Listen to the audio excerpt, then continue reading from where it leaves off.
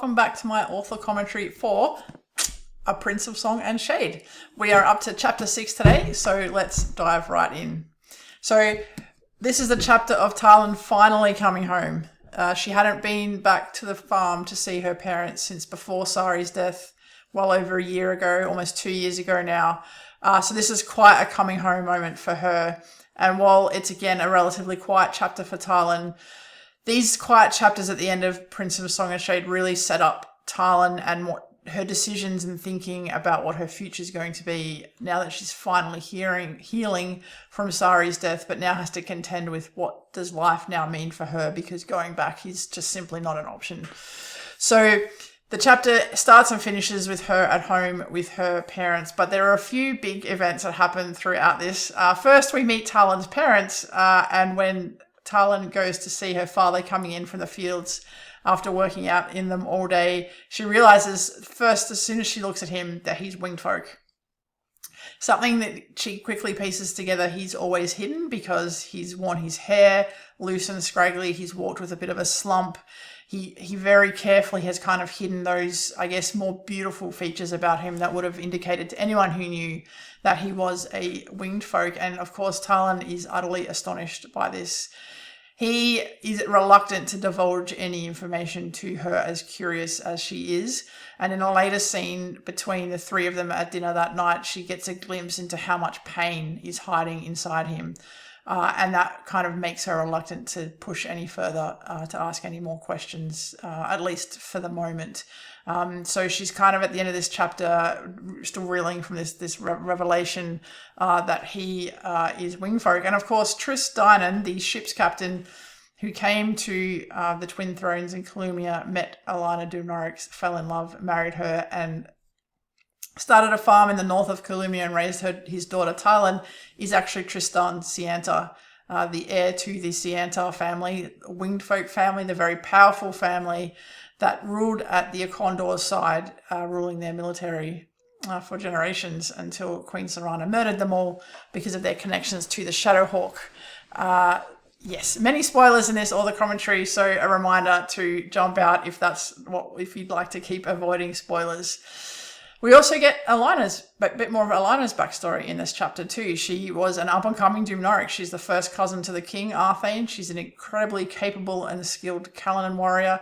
Was probably destined for a place in Arthane's court, either ruling at his side or perhaps as First Blade of the Caledon once Shir Thoranil retired.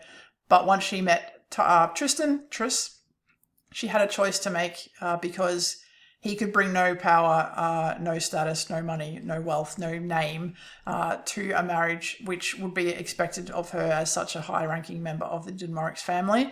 And in choosing to marry him, she chose to step away from the court, from any influence and any power, and spent her life with him. A much, much quieter life than she had been trained for, than she had been expecting, but her love for him was essentially so strong that she was happy with that choice and continues to be happy with that choice, which is interesting from Talyn's perspective. She can't imagine making that kind of a choice. She's never felt that way about anyone, and she just loved her life with Sari so much that she just simply can't understand it, though she's very cognizant of the close, deep bond between her parents.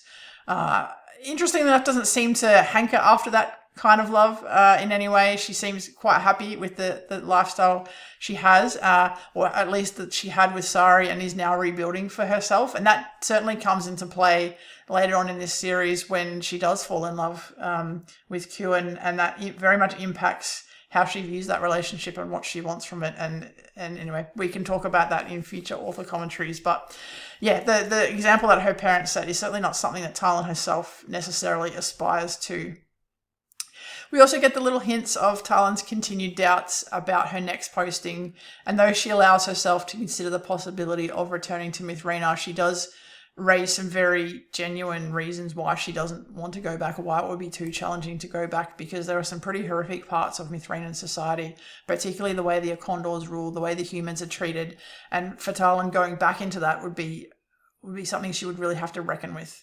And just as a final little part of author commentary for this chapter, Lyle is the northern quite big town actually that Talyn is from, where her parents live and own their farm, where she grew up, where there's a big Aimsia contingent. Lyle is a very key location in the prequel series, so the original series I ever wrote that led to A Tale of Stars and Shadow, the one that revolves around Elendor and Rhianna that I referred to in my earlier author commentary for this book.